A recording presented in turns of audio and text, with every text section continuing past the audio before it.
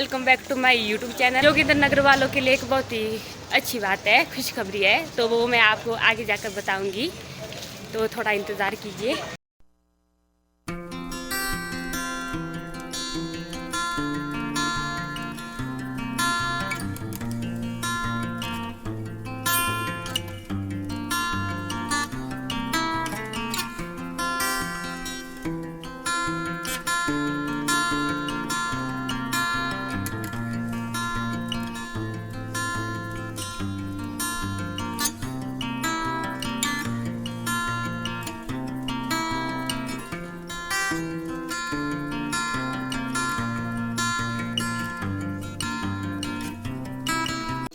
यहाँ नीचे ब्रजेश्वरी माता का मंदिर है और यहाँ से ठीक ऊपर है, एक दो घर ऊपर है, यहाँ पर है वो जगह जहाँ पर मैं आपको ले जा रही हूँ आज। अभी हम बाहर खड़े हैं, थोड़ी देर है, इतनी भी जल्दी क्या है, थोड़ा सा इंतज़ार कीजिए, दिखाते आपको। तो अभी हम उस जगह पर पहुँच गए हैं जहाँ मैं आपको ले जाना चाहती थी, तो अभी अब ले जाते हैं आपको अंदर।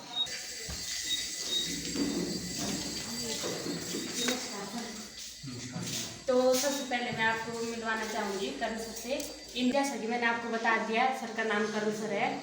तो सर थोड़ा बहुत आप बताओ लाइब्रेरी के बारे में। बस अभी हाल ही में हमने लाइब्रेरी ओपन की है। लगभग अगर मैं बात करूँ मंथ की, अगर मैं बात करूँ तो अभी मंथ हमारे 2 मंथ हो चुके हैं, कंप्लीट हो चुका है, लगभग तीसरा मंथ स्टार्ट हो चुका है। तो मतलब अभी से ही शुरू की गई है। और रही बात लाइब्रेरी की, अभी लाइब्रेरी में आप देख सकते हैं, चारों तरफ देख सकते हैं अभी।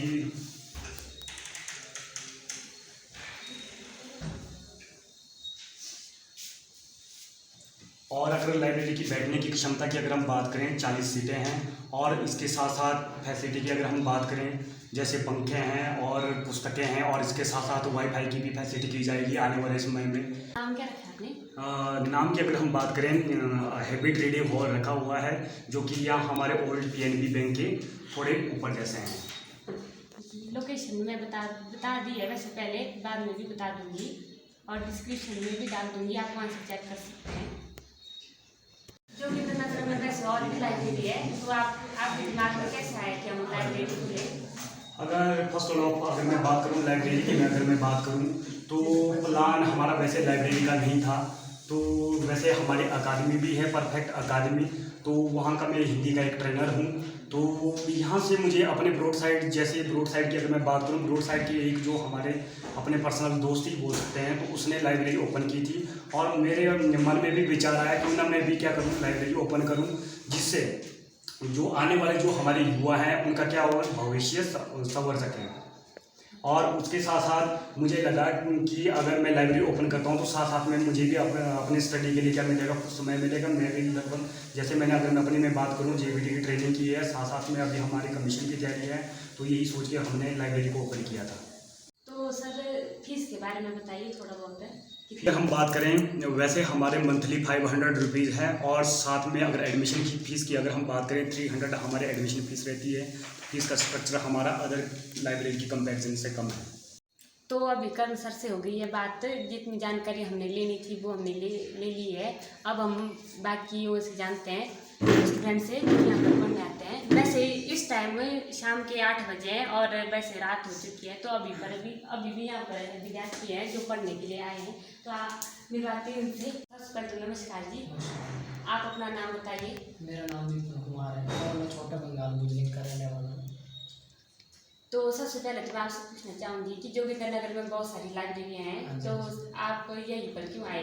लाइब्रेरी तो बहुत सारी है, लेकिन मतलब स्टूडेंट बहुत ज़्यादा है, तो वहाँ पर कंजस्टेड हो रहा था, इसलिए जितने भी जैसे हो सकता है मतलब स्टडी के लिए, तो हम लोग यहाँ पर आए हैं। अभी अगर यहाँ पर भी हो जाता है जैसे फुल, तो फिर कोई और जगह देखना पड़ेगा।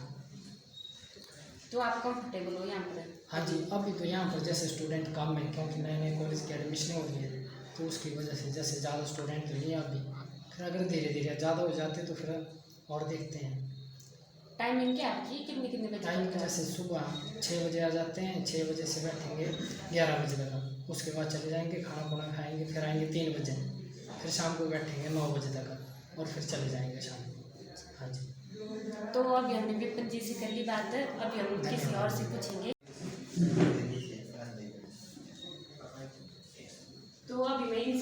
बात है। नमस्कार सर। नमस्कार जी। आपको इस लाइब्रेरी में सबसे अच्छी बात क्या लगी? सीटिंग अरेंजमेंट अच्छा है, एनवायरनमेंट अच्छा है। आप अपना नाम बताइए। राम सिंह रामपत्तर। और आप? कृष्ण पिता सिंह। आप? विजय बालपुरी। अच्छा, तो मैं अभी इन लोगों से करती बात है, इन लोगों से जानती इनका अनुभव है। तो आप लोगों को सबसे अच्छा क्या लगा इस लाइब्रेरी? मतलब रोड से दूर है ना, शोर मतलब सब मतलब पढ़ाई का भी अच्छा है, एनवायरनमेंट वगैरह भी। सीटिंग अरेंजमेंट भी अच्छा है और सबसे बड़ी बात यह है इसमें मतलब इस लाइब्रेरी में अटेंडेंस रजिस्टर सबसे मेन बात है भी अपनी टाइमली आओ टाइमली और देखो। और 24 आवर खुली रहती है, मतलब जब आओ चाहे रात को चाहे दिन को जब मर्जी है। कितना समय हुआ आपको? वो भी 1 मंथ से ज़्यादा होता है। अच्छा, तो फीस आपको बजट में लगी? नहीं सबसे बड़ा भी है सर। नहीं, मैं ऐसे बोल रही हूँ कि आपके जो खर्चे के अकॉर्डिंग बजट में है। हाँ ठीक है, इतना तो ठीक है।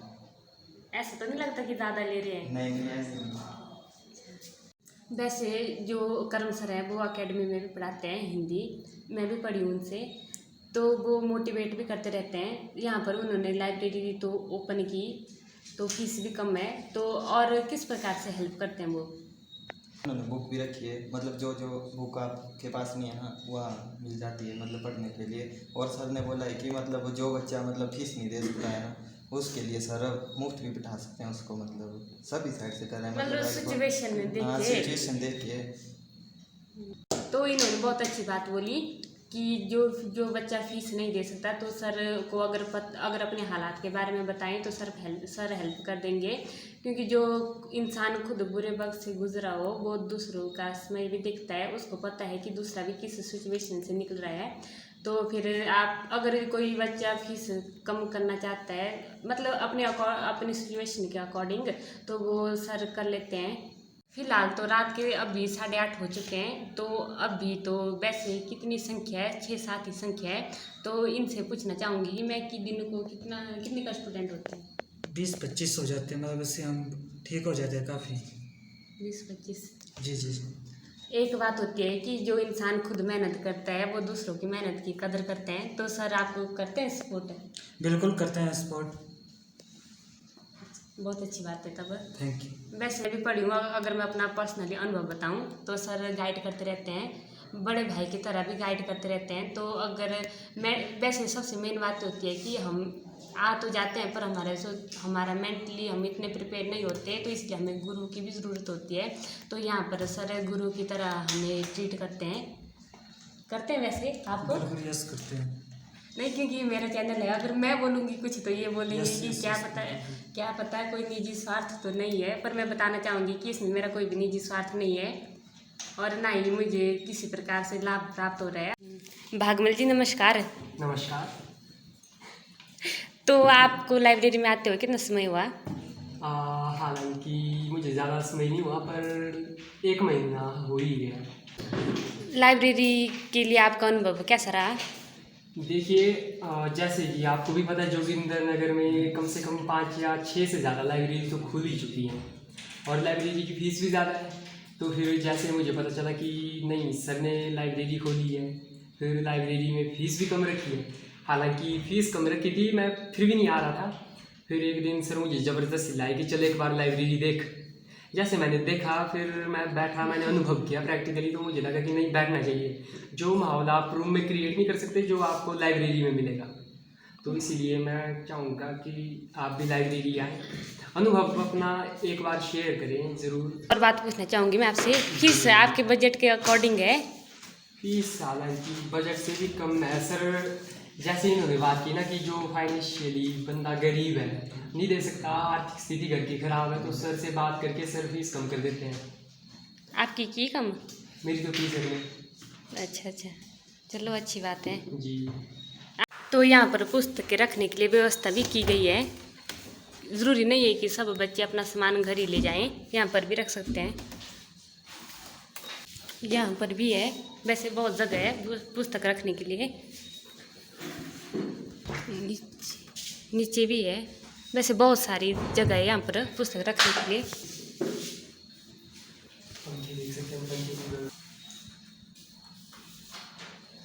और जहाँ तक मैं सफाई की बात करूँ तो सफाई भी यहाँ पर ठीक ही है, क्योंकि हम अचानक से आए थे यहाँ पर, तो वैसे व्यवस्था ठीक ही है। और यहाँ पर पंखे वगैरह भी है, तो किसी प्रकार की आपत्ति नहीं होगी। और यहाँ पर मोटिवेट करने के लिए विचार भी लगाए गए हैं। वैसे यहाँ पर नियम और शर्त भी है लाइब्रेरी आने के लिए, जो होनी वैसे बहुत ज़रूरी है। अनुशासन होना जीवन में बहुत ज़रूरी है। तो यहाँ पर बहुत सारे विचार लगे हैं जिससे आप सेल्फ मोटिवेट हो सकते हैं। तो अब अंत में मिलते हैं कर्म सर से। जो विद्यार्थी यहाँ पर पढ़ने आते हैं उनसे तो हमने उनके अनुभव जान लिए, तो अब हम कर्म सर से पूछते। वैसे एक बात जो मुझे सबसे अच्छी लगी कि जो इन्होंने बोला कि यहाँ पर फीस भी कम हो जाती है, तो मैं कर्म सर से पूछना चाहूँगी कि इनके मन में ये विचार कैसे आया कि मैं थोड़ा फीस भी कम कर सकता हूँ। तो कर्म सर से जानते हैं। जैसे इसने बताया कि फ़ीस के बारे में कम करने के बारे में बताया कि फ़ीस यहाँ का शेड्यूल फ़ीस का कम है। जैसे कुछ एक बच्चे गरीब आते हैं तो उनका जो हमारा फ़ीस का जो स्ट्रक्चर है वो उनके लिए बिल्कुल कम रहता है। अगर कोई बच्चा अगर जैसे मान लो गरीब घर से बिलोंग करते हैं तो अगर वो फ़ीस नहीं दे पाते हैं तो उसके लिए भी यहाँ समाधान रखा गया है, पर उनकी सिचुएशन के अकॉर्डिंग। और रही बात, जैसे सर ने बोला अभी कि सर आप मतलब जैसे फ़ीस के बारे में क्या बताना चाहेंगे, जैसे कम कैसे रखी है। तो मेरा भी बचपन से यही चीज़ें चली हुई है, बचपन से भी हमने इन सिचुएशनों से हम गुजरे हुए हैं। तो मेरा यही मानना है जो चीज़ें हमने नहीं की है वो चीज़ें वो बच्चे। सर तो एक बात पूछना चाहूँगी, जो बच्चे आना चाहते हैं पर उनकी फैमिली कंडीशन अच्छी नहीं है, तो उन बच्चों के लिए आप क्या कहना चाहते हो? उनके लिए मैं यही प्रेरणा दूंगा कि वह बच्चे अवश्य आएँ। और उनके जैसे अगर जैसे फैमिली कंडीशन की अगर हम बात करें, जैसे फैमिली कंडीशन रहती है, घर की सिचुएशन रहती है, अगर उस सिचुएशन से भी वो गुजर रहे हैं तो मेरा मानना है उनके लिए मैं या तो कम से कम फीस प्रोवाइड करूँगा। अगर बिल्कुल ही कंडीशन ख़राब है तो उनको मैं बिल्कुल फ्री भी देना चाहूँगा। तो मेरे यही अंतिम में यही रहेगा कि जिस भी बच्चे ने अगर आना है तो वो मेरे नंबर पर संपर्क भी कर सकता है। हमने बच्चों से भी बात की और कर्म सर से भी बात की। अगर इस रिलेटेड और जानकारी मैं डिस्क्रिप्शन में डाल दूंगी सर का नंबर। तो सर बहुत बहुत धन्यवाद अपना कीमती समय देने के लिए। और यहाँ पर जो भी अन्य बच्चे हैं उनका भी बहुत बहुत आभार है जो इतना कीमती समय मुझे दिया।